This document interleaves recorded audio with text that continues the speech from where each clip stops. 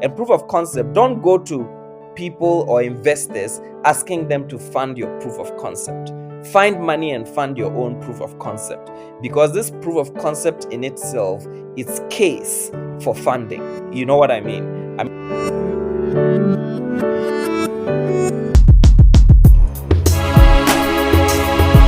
Welcome, friends, to the Entrepreneur Speaks. I'm your host, Kofi Anyumedu. Each week, I host an amazing entrepreneur on their journey, successes, and challenges.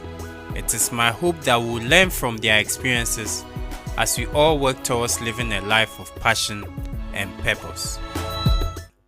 My guest, Nii Kpakpo Sylvester, is a trained public relations practitioner and journalist who's lived most of his career years as a global serial entrepreneur. He is currently pursuing a bachelor's in law at the Open University in the UK.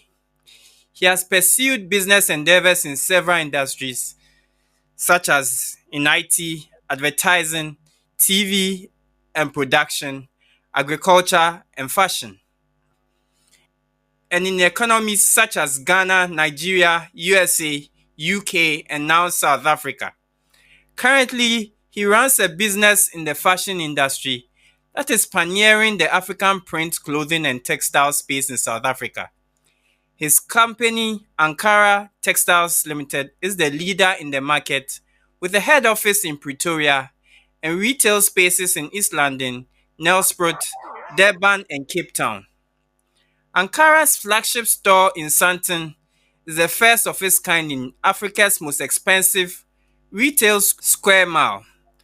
Ankara is also well noted for its huge online presence, grossing the highest in African print fashion sales through its website and online platform.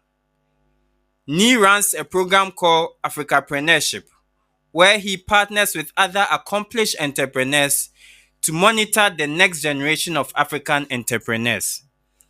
In this conversation with Nii, we'll get to know about his entrepreneurial journey from Ghana to South Africa. We'll also get to know a lot more about his Africapreneurship program, among others. Nii, you're most welcome to the Entrepreneur Speaks.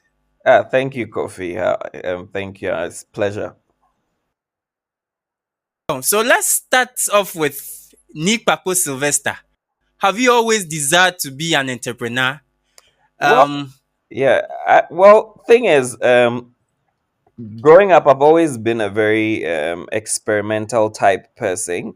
My dad offered us the opportunity to partake in his business activities. So that in itself built a foundation, or it built a basis.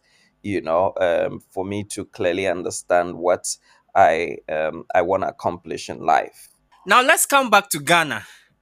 I believe you started a number of ventures and enterprises in Ghana. Can we take them and see what the experiences really were? Ghana is my views personally are Ghana is a very Ghana and West Africa as a whole presents a very it's a very tough business dynamic. You know what I mean? It requires a lot of Yeah. resilience, it requires a lot of persistence, and most importantly, a lot of lobbying, to be Mm-hmm. able to build a successful enterprise. I mean, there's obviously very limited access to funding. But the opportunities are also vast, more particularly also because you can basically just embark on an idea migration, maybe from Europe or from America, see things that are working in Europe or working in America, and just basically just import those ideas into the Ghanaian environment. So in terms of being what to do, that's not much of a difficulty. The bigger difficulty is being able to port it to the West African society and deal with the bigger issues also of funding and operations. And I believe Ghana as a country, with my experience, I've traveled quite a number of countries, and with my experience, I can say that Ghana has one of the best human resources you can find in the world. So people, employees to help run the business, that's not much of a problem when it comes to Ghana as a country, or West Africa as a continent. They are people who understand the values of hard work, people that have gone through. Ghana's educational system is a very very strong educational system, that builds people mentally. So you can literally have, and I'm not trying to make a comparison, but just to state facts. You can have someone who's a high school leaver, well, in Ghana they call it a JSS leaver, or no, SS, because SS is senior high school. So you can have someone who's Yes. either a junior high school or a senior high school leaver in Ghana, and they are really comparable to someone who's like a university graduate in another part of the world, because the education really toughens you and it broadens your mind, um, to the concepts of this world. So Ghana, I mean, yes, has been a great environment to operate business, but it has a limiting capacity, because for businesses to scale, you require funding. Ghana has a very limited credit system, even if a non-existent credit system, for that matter. All the borrowing that is done in Ghana is mainly asset-based borrowing, whereas in the West and in South Africa, we do a lot of credit-based borrowing. So someone or the bank decides to give you money based on your credibility as an individual, and that's a great thing, but the banks and the financial institutions in Ghana fund you based on your assets. So now you have a brilliant idea. Where's the opportunity to get the asset in itself, to be able to even get the bank's trustworthiness to fund whatever it is that you want to do? So the socio-economic dynamics are quite different, and it makes it really tough to be able to succeed or to be able to thrive in Ghana. And I always take my hats off for people that have, really, really been able to thrive to the top solely in Ghana without any Sure. external or foreign factors. Very interesting. We will come back to this subject matter again, but I still want us to look at Ghana again, Good. especially in the areas where you handled. What were some of the things you got involved in before moving out to South Africa? Well, in Ghana, some of the industries that I've operated in, certainly agriculture. I've also operated in mainly media, so in media, I've done the span all the way from advertising to television, to journalism, so and it's been quite interesting. It's been quite interesting. A lot of my enterprises have been funded from within, so what it means is that we start like your typical startup that starts from the garage or starts from the Hmm. bedroom, and Yeah. and gradually migrates itself to the top, and yeah, and sometimes you sometimes get into financial trouble, which sometimes that's a result of undercapitalization. So Yes. yes, and so your capital runs thin, and then you literally have to fold the company. Also, some of the challenges would be that suppliers are very late to pay. And this is an attitude that I personally wish will change. In Ghana, where small companies offer or individuals offer services to big businesses, and these big businesses take sometimes 60 days to pay the invoice. I mean, where is the company supposed to get the operational capital to be able to continuously run?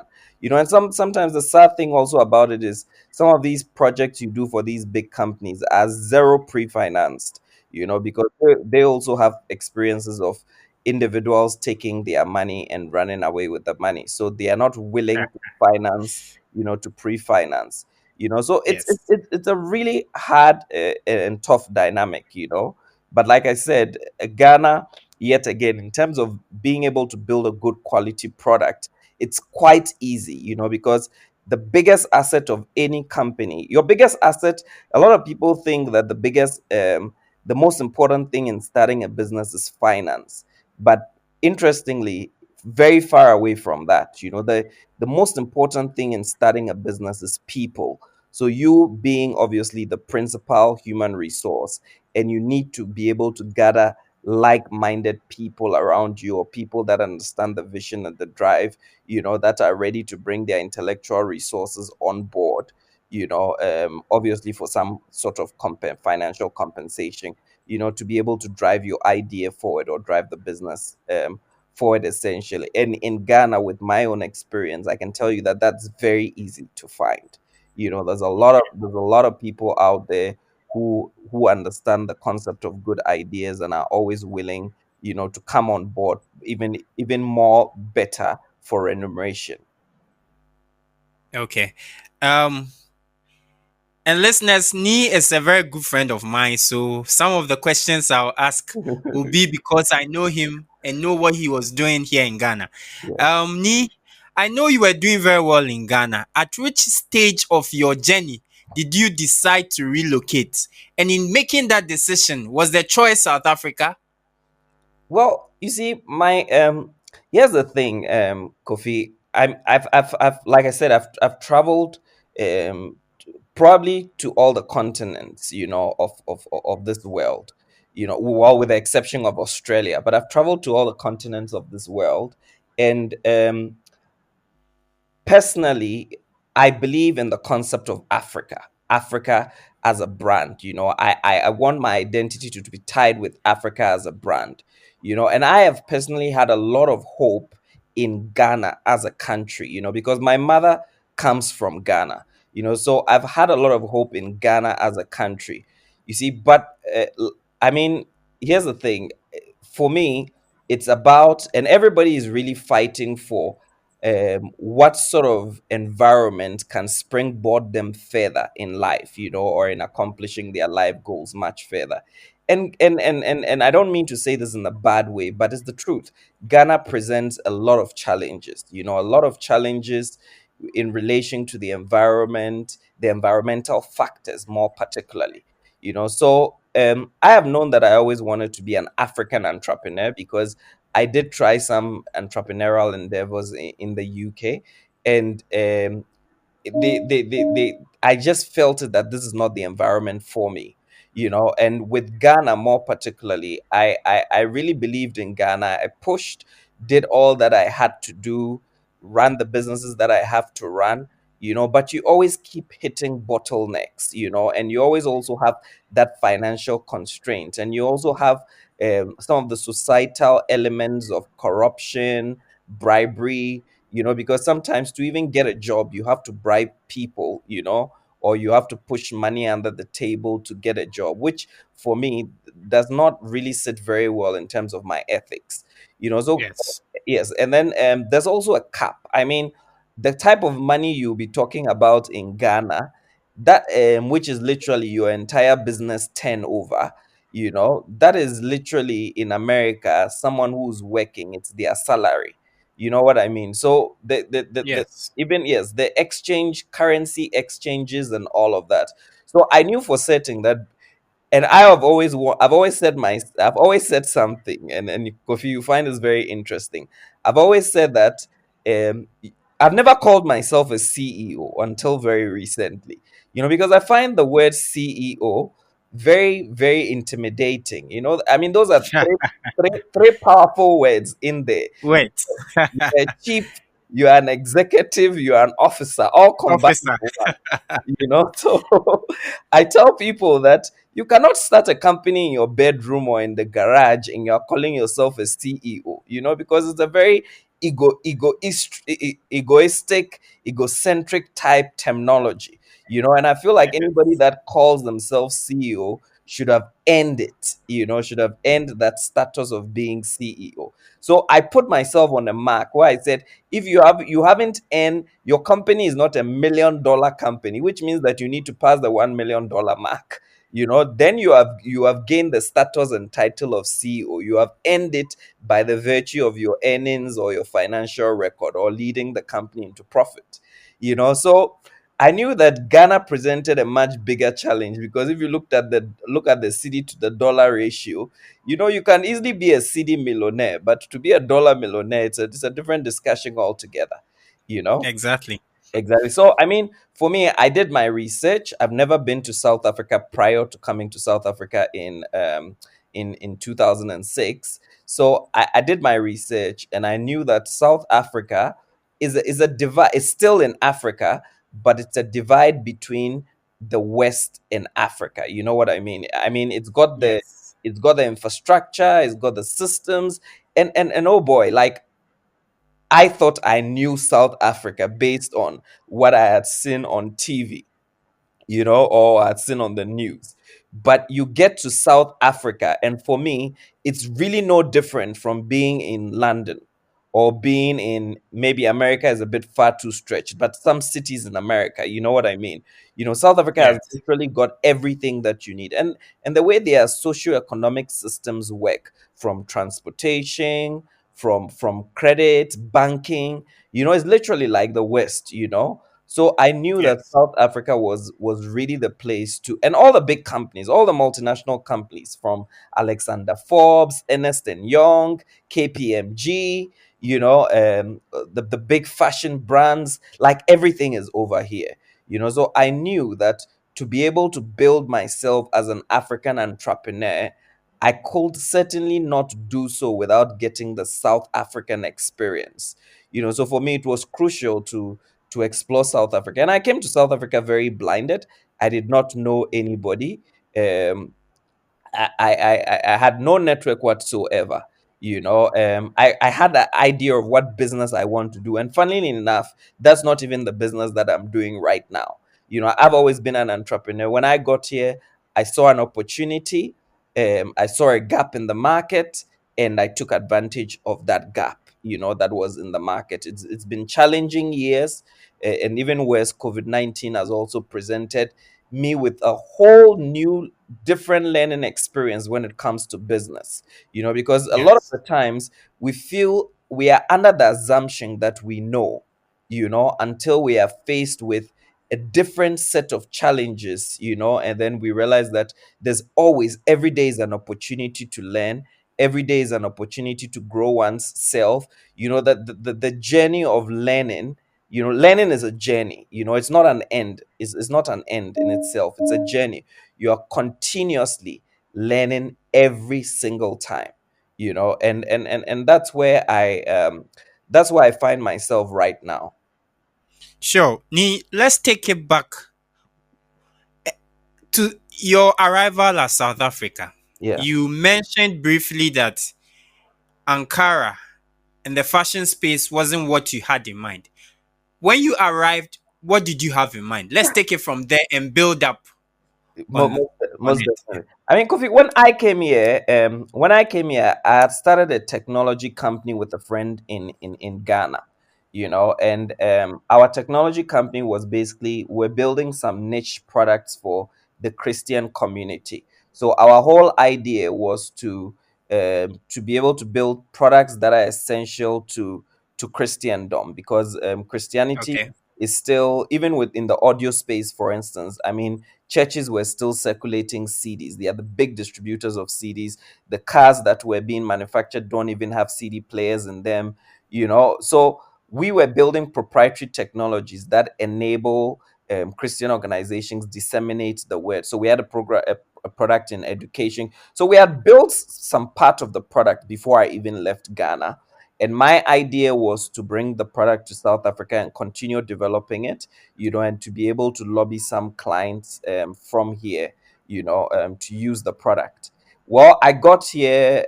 I had another business partner who was very interested, who also invested capital, and that's one of the things as well. Like I said earlier on, you, like, in advanced societies, you easily find people that are willing to bank capital or bank cash based purely on credibility. Do you get what I mean? Based purely Yes, I on the do. ideas that you have. Whereas in Ghana, it's more like you need to be able to prove some assets. Do you get what I mean? Or even avail Yes. those assets as collateral. So yeah, so I got another partner. We started, but here's the thing. I mean, the technology was more like a long term thing because there was still a lot of groundwork to do. So I remember getting here and my idea was just to visit South Africa and leave back again, to Ghana briefly. So I was standing at the train station and I met this friend of mine, who had been here for a long while, and then was speaking to me and he spoke about being able to assist me with certain things. Well, long and short of it was that he was a scam. So I remember being in South Africa in my hotel, and I was left with my last $500. So I was left with my last $500, and I had a decision to make. So my decision was: do I continue to pay my hotel bill? Well, it's a long stay as B&B, so it's much cheaper. You know, do I continue to pay my hotel bill, or I just pack and go back to Ghana because this other gentleman has swindled me of money, you know? And then I remember watching the Summers. The Summers is the South African Music Awards. And then on the red carpet of the Summers was like African print after African print after African print. And then over here, like, we have our Black Twitter, I mean, Black Twitter was loud about it. Everybody was talking about these African prints that these celebrities were wearing, and people were looking for, like, trying to get those African prints and all of that. And I also went online, I Googled African print, and the type of results that were coming were very appalling, because basically it was just individuals who were doing things from the back of their boot, or it wasn't a formalized practice as it is in Ghana. Like, you have your GTPs, you have your ATLs, you have your Printex. No one had really fully fledged the African print into a business, and Okay. I saw a real opportunity over there, because I all my businesses that I have run in the past, I've run them professionally.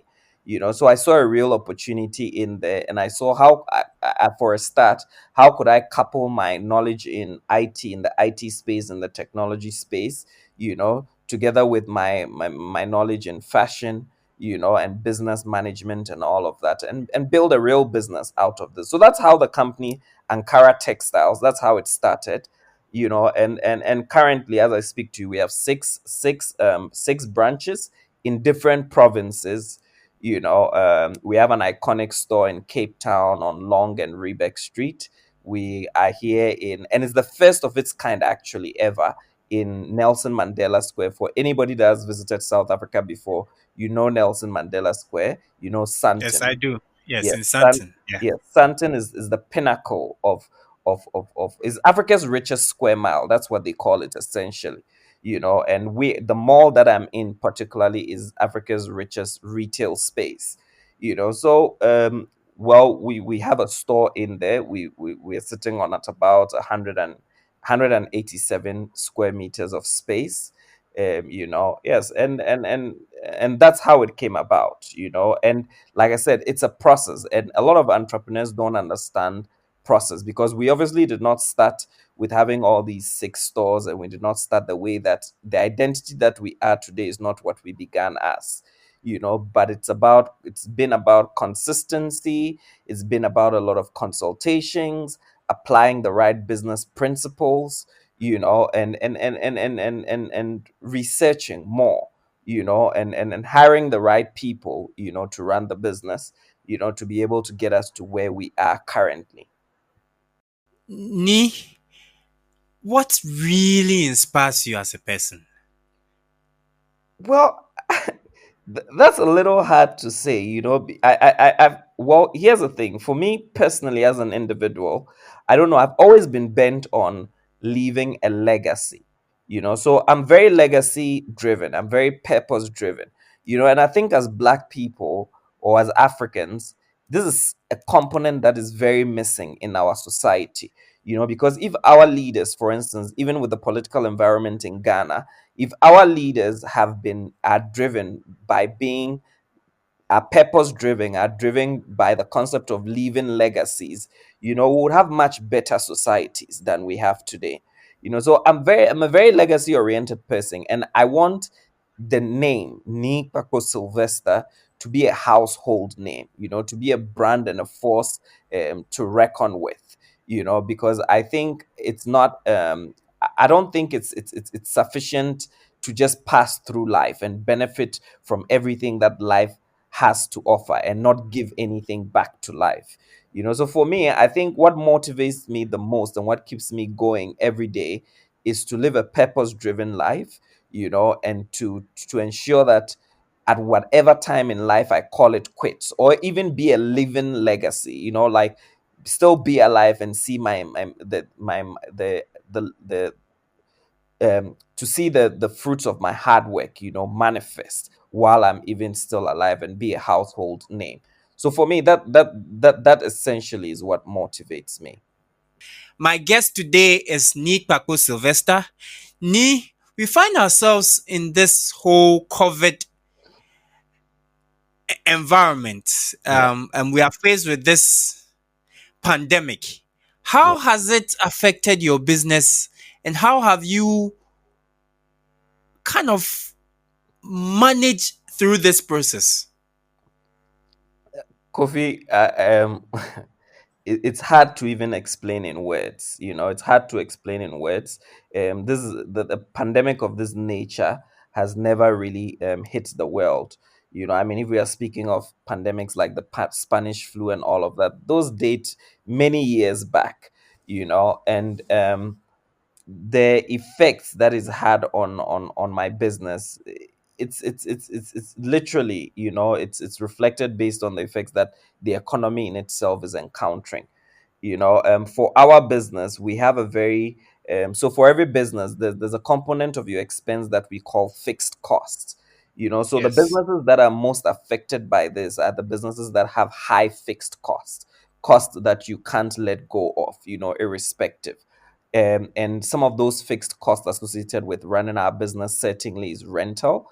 I told you we are in Nelson Mandela Square. The rent there doesn't come cheap. You're talking somewhere in the region of about 15 to 20,000 dollars a month.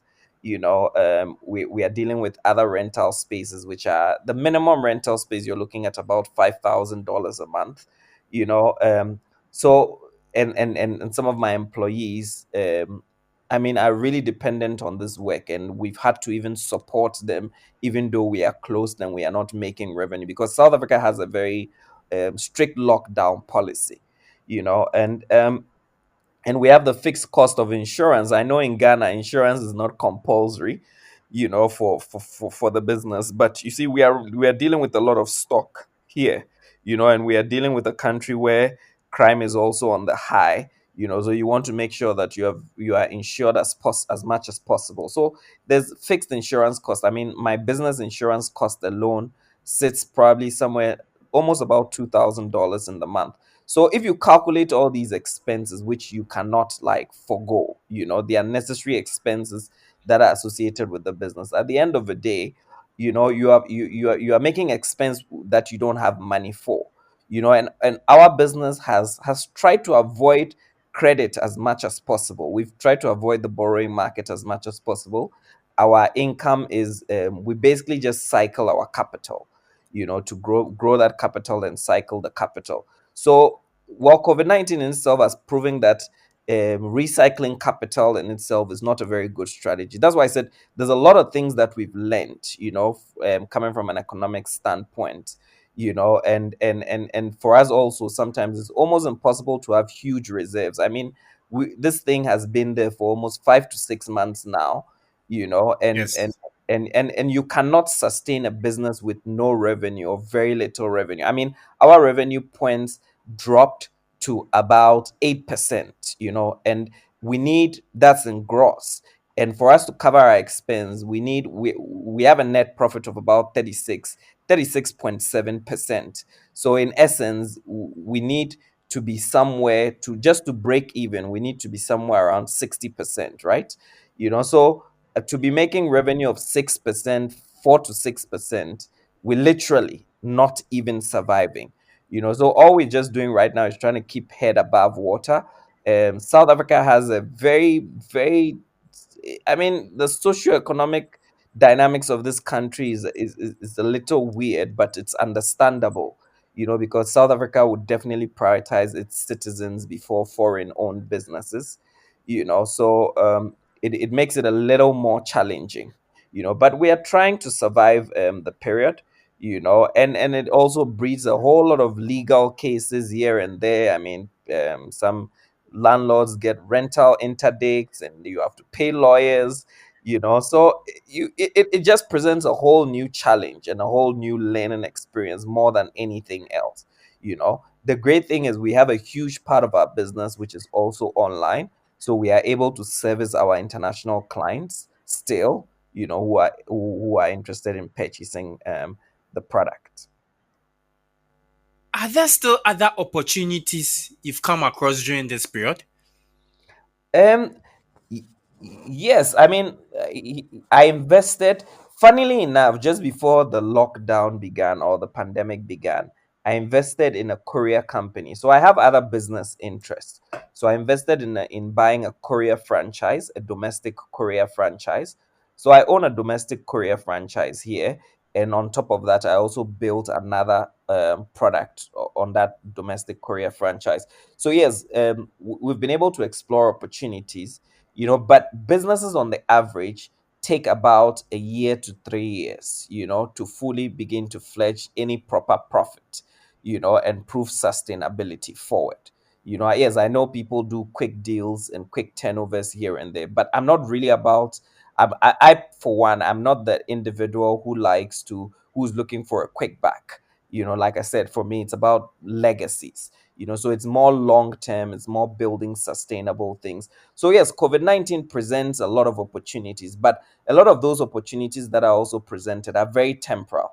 I see a lot of people rushing into doing face masks, hand sanitizers, when that is not the core of their business, or it's not something that they are really passionate about, but they are just trying to get by, and that's good enough, but we must not also get distracted of what our core calling or our core business is. It's important, you see, in business we have something we call a pivot, right? So Yes. businesses pivot, but what we need to notice in the definition of pivot in itself, it's only a shift in strategy, but not a shift in the goal. The goal remains the same, but you only shift your strategy to readapt. Do you get what I mean? So Yes. for us at Ankara, it's been more shifting our strategy to readapt to the times, but the goal still remains the same and the core business still remains the same, because COVID-19 is not permanent. As a matter of fact, we are much closer to the end than we are to the beginning. Russia just a day ago launched its approved its vaccine, even though, Vaccine. yes, Yes. even though there's a whole lot of politics around it, but the fact of the matter is, Exactly. and I have my own political views about that, because Kofi, the fact of it is, when we talk about medicine, when we talk about science, when we talk about pharma, Russia is a very big force to reckon with globally. It You is. know, Yes. America might be very loud, and have all the FDA and whatever, but Russia, when it comes to medicine, even in Ghana, our big doctors, our big pharmacists, all studied in Russia. Russia. So, Yeah. yes, I mean, space exploration. Russia was ahead of everybody. So Russia are not just. I mean, this is not just coming from a country like maybe Sri Lanka or something, a country that we don't have regard for. This is a vaccine coming from a country that has a track record in medicine, has a track record in, and I share very different opinions with this whole COVID-19, pandemic that's going on in our approach. And obviously, Kofi, you work in the civil society sectors, and I've also contributed to civil society for quite some time. And the fact of the matter is, um, this COVID-19 in itself shows how much our global health systems were never prepared, upon Exactly. all the investments that we've made, upon all the talk shops that we keep having, it has not resulted as much. And this calls for a reform in a lot of things. It calls for a big reform in our way of doing things, you see. And I understand America's position when it comes to phase one, phase two, phase three, very important, you see. But you see, those phase one, phase two, phase three in building or developing a vaccine, those things never considered a pandemic of this magnitude. Do you get what I mean? Those things were Yes, those processes were built um, with certain assumptions, but not with a magnitude, not with a pandemic of this magnitude that literally shuts down healthcare systems, a pandemic that shuts down economic systems. No, we didn't. So I think it what we have failed to do in this period, and I'm not in any way pleased with organizations like the WHO and the likes, and I'm not trying to challenge them or anything, but I think our responsibility as humans, and our responsibility as these organizations leading the world towards a vaccine, or leading the world towards a cure of some sort, should have been readaptation, should have been speed. Speed should have been at the pivot, sorry, should have been at the pinnacle of our work, but we have failed when it even comes to that. And we are still talking of outdated procedures, outdated processes, that don't get a solution out of the door quickly enough, and businesses have to suffer, livelihoods have to suffer. I certainly agree that we should not be in this position where we have to decide between lives and livelihoods, but the concept of lives and livelihoods are intertwined, and we must not forget that. I mean, I have people that are, and unfortunately, these political leaders or these leaders in positions in the WHO and all of that, I mean, they continue to get their salary, and for that matter, they are comfortable. They continue to get all the allowances and whatever. So they don't have to deal with the consequences of their poor decision making. Unfortunately, you see, and it's as entrepreneurs who began something with nothing, that are hard hit by a pandemic of this nature. And I'm hoping that, I mean, America has woken up. America is looking at through its Moderna vaccine. I mean, it's looking at obviously speeding up the processes. They've given us some predictions for November. Like I said, Russia is already out there. China even was ahead of Russia. But now China, what the media didn't tell us was that China has sent its vaccine to the UAE for independent testing in phase three. Because China in itself believed that phase two was enough, but however was trying to restrict itself from the criticism of America and the criticism of the world. So now Dubai is handling a significant amount of its independent testing in phase three. And yeah, I know I've drifted to talk about um, health and pandemic and all of that, but these are global concerns, and these are concerns that are going to affect our economy, and are going to affect even the concept of entrepreneurship, because I know a lot of people have even started questioning themselves whether entrepreneurship is the path to go, or job security. Even with job security, is questionable. People don't are not yes. very sure, whether they would keep their jobs, and it's even much harder for entrepreneurs, because at the end of the day, you had a hustle that was bringing in money. You had people that you were responsible for, and then you were also responsible for their dependents through what you give them. So it's certainly allowing us to rethink things differently. And I'm hoping that this would be the restart that we needed in the world. And for true, my belief certainly is this, Kofi, that real entrepreneurs are innovative, real entrepreneurs are resilient, and real entrepreneurs will always come out. Even if we lose everything, we will always come out of this strong, better resourced, in terms of intellect, in terms of experience, and be able to do it all over again. Those that were in there for a quick buck, that didn't even understand the concept of what goes into business, those are the people that are going to struggle. Exactly. Um, let's look at your program, Africapreneurship. Yeah. Can you please tell us about it? Yeah, I mean, Kofi, here's the thing. I mean, I've seen in And in Ghana, personally, and I'm sure you know this about me in the past, I'm very even though I'm pursuing a law degree now, I'm a little funny about our educational systems, and relevance to current times and all of that, and my thing is this. I mean, even in Ghana particularly, at a certain point in time, and I know it still currently exists, a lot of universities were springing out entrepreneurship programs. A lot of institutions, like independent institutions, had the sole focus of entrepreneurship. I mean, Gimpa has a big program on entrepreneurship. And a lot of, when you study even the course material, because I'm very open-minded, I don't need to be in the institution. I can just really research the course material or borrow it from a friend and see what the contents are. And a lot of these programs are teaching us concept of entrepreneurship that are not even local. Do you get what I mean? That Yes. are not really relatable in an environment like Ghana. Like us. Yeah. Exactly, and the concept of entrepreneurship, I believe, in Africa is very different. I mean, yes, you can have a Mark Zuckerberg that comes up with the concept of Facebook, and I can guarantee you this: there's probably a lot of people in West Africa, programmers, that have developed something like Facebook even much earlier than Mark Zuckerberg. Do you get what I mean?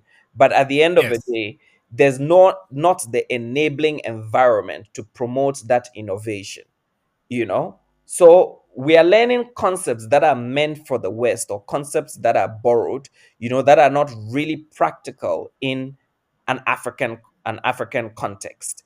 And so my program, Africapreneurship, basically tries to make the concept of entrepreneurship African. you know and what I have focused on, and it's mainly through a process of mentorship, and then also sharing real life experiences, and then lobbying people, African entrepreneurs that have been successful, to also share their stories, because a lot of African entrepreneurs that have been successful are not sharing their stories. And that's very Exactly. unfortunate. And we have a lot of scams over there. You have a lot of scams. Go on YouTube, go on what do you call it, Instagram, and you'll see all these scams. You'll see people saying that I started a poultry farm with three feathers. There was this yes, and there were all these jokes going around, but these jokes are real. Someone will go into a hardware store and then stand in the shower, and expensive shower, and do like a YouTube video or something, and say that, look at what I bought with my money, look at my shower. And these are not real. And I feel like it's important. And a lot of entrepreneurs also, another thing, even with the true entrepreneurs, is when we share our stories, we are sharing the end product, rather than the process, because we have Exactly. a feeling that people don't want to hear the process. And I don't think it's about what they want to hear, it's about what they have to hear, because we are building an environment of and society of lazy people. I hire a 22-year-old, and that 22-year-old is looking at I will own the business. I'm driving, maybe a Mercedes Benz, an expensive Mercedes Benz. But this 22-year-old who I've hired is putting on his status a Lamborghini or a Rolls Royce. You get what I mean. Yes, Exactly. people are not realistic in their expectations and their ambitions. So even in, like, for instance, an environment like South Africa, where in South Africa, if you want a Rolls Royce, it's not really difficult, I think. It's much more difficult in Ghana, but it's not difficult in South Africa, because one, you can rent it. Two, if you don't want to rent it, if you just have a good credit score, the bank will be willing to give you the Rolls Royce and say pay monthly. And then you find out that all your affordability will be squeezed. So for me, Africapreneurship is really talking about entrepreneurship in an African context. Access to capital, being able and not access to capital in an European sense. How you can regenerate even your capital. So, for instance, if you start your business with $500, or sorry, I'm a little lost with the Ghanaian currency, how it works. But the Ghanaian currency, $500 will be what? Like how much in Ghana cities? So a dollar is now just about five cedis. Yeah.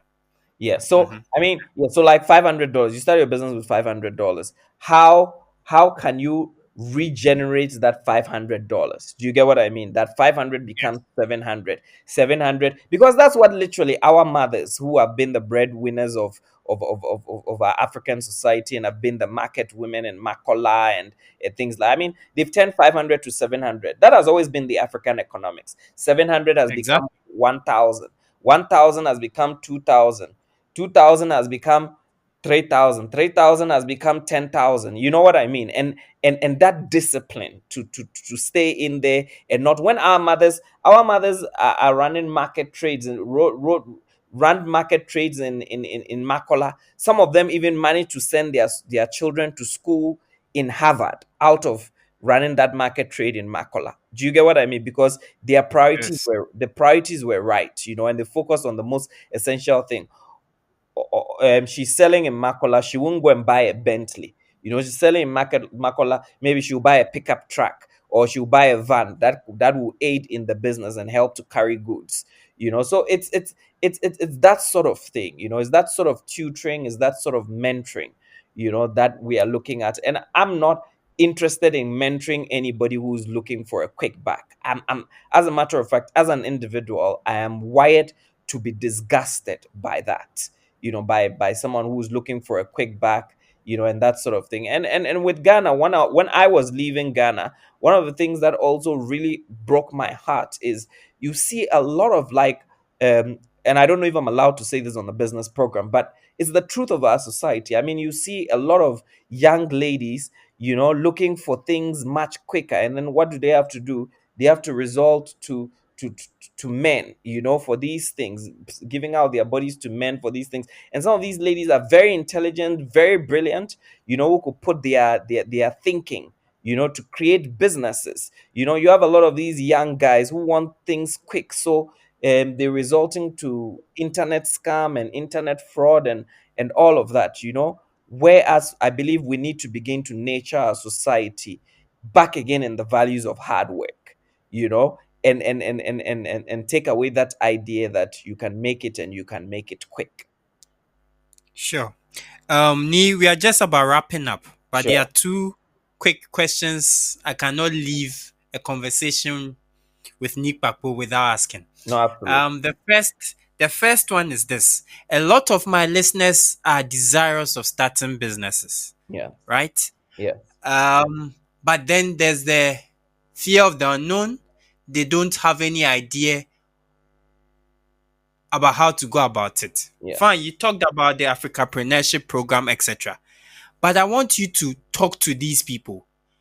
Talk to these people who are desirous of starting. Advise them on how to go about this.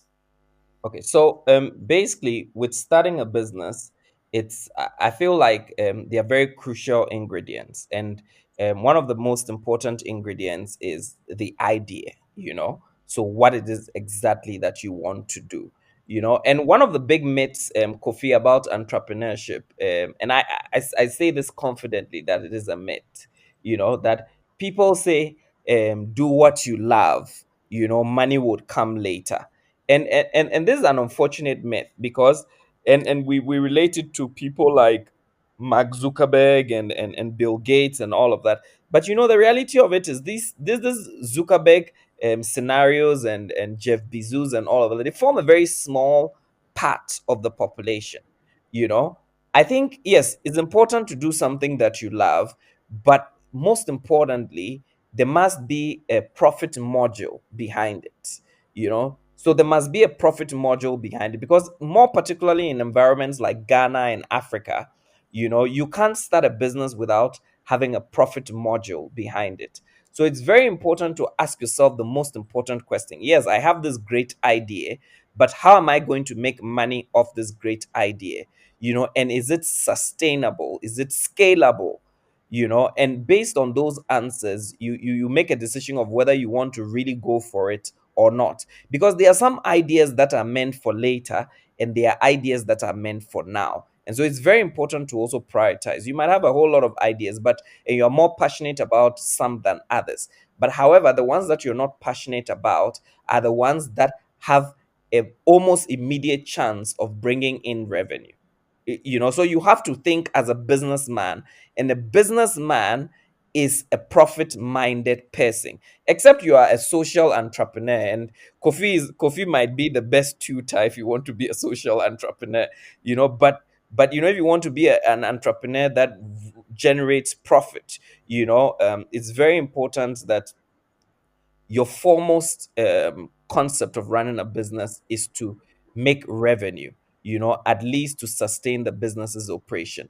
And so, yes, and then the next thing you need to look at is what is the most minimal way in which you can start this idea. So you might have a big idea, but it's very important to break that idea into achievable milestones. So what can you do now to make that idea a reality? Or to get yourself closer to making that idea a reality? Or what is the most cost effective? What is it that and most of the times, even this is if you do management studies, this is basically piped into a model some will call the minimum viable product, or the minimum viable approach, or so what can you do immediately, to make this a realization under very, very little cost as much as possible.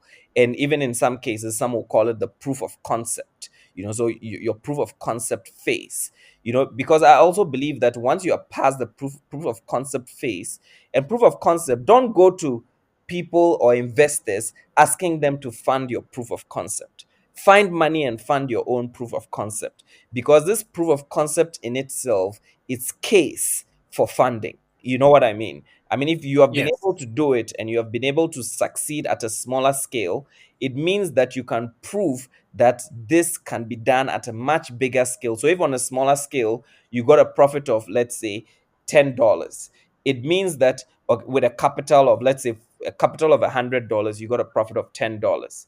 It proves in percentage, which is 10%, what your profits margins could be. So if it's a scalable concept, it means that if you have an investment of 1,000 or you have an investment of $2,000, then it means that you'll be getting $200 in profit, or even much more, because scale does not always necessarily mean at the same rate. You know what I mean? Scale could obviously Yes. grow much more marginally, than it was previously. So it's very important to look within yourself. It's very important to minimum viable approach, minimum viable product. Very, very important, because that even allows you to make a quick exit with no shame. Because if it doesn't succeed, you put little resources in there, you put little energy in there, and you cannot afford to be emotional about business. I tell a lot of people, and I'll explain to you, Kofi, just quickly. I mean, a lot of people are passionate about what they are doing. They are over passionate that they cannot even see their own flaws. And it's very important to sometimes take emotion out of it, and which is why I say look at it from a profit and loss mentality. If that business is not making you profit, does not have the potential to make you profit, like you're not seeing it anywhere in the foreseeable future, it's time to pack up and focus on something that will make you profit. Because you see, you can build emotion and love for anything. You see, as an entrepreneur, me personally, like I said, I've been through several sectors, several industries, and you find this about many other entrepreneurs. They've been through several industries, and these industries sometimes just teach you the core principles. You know what I mean? Because as an entrepreneur, if your bank balance or your balance sheet or your profit and loss accounts look good, you will be a happy entrepreneur. But if you have a product that you are passionate about and the balance sheet and the profit and loss accounts don't look good, you will be a very miserable entrepreneur, and then you begin to suffer depression. You begin to suffer all these other social ailments that may exist. So it's very important that your focus is on profitability. Thank you so much. Listeners, your focus should be on profitability. Yeah. It's always a joy to sit down with my brother and friend Nii Kpakpo Sylvester. And I Absolutely. believe we've all learned a lot from his journey, his successes, and his challenges. Nii, thank you so much for spending time with us on the Entrepreneur Speaks podcast. Absolutely, Kofi. I wish there was a lot more time, but it's always interesting how time flies when we are sharing interesting thoughts. Exactly, exactly. But there will be more of these in the coming days. Not a- Listeners, this brings us to the end of today's episode. My guest once again has been Nii Kpakpo Sylvester, a Ghanaian who is running a successful business Ankara in South Africa. We'll come your way next week with another episode. This is your host, Kofi Animedu. Take care of yourself. Go forth and excel. Cheers. Cheers.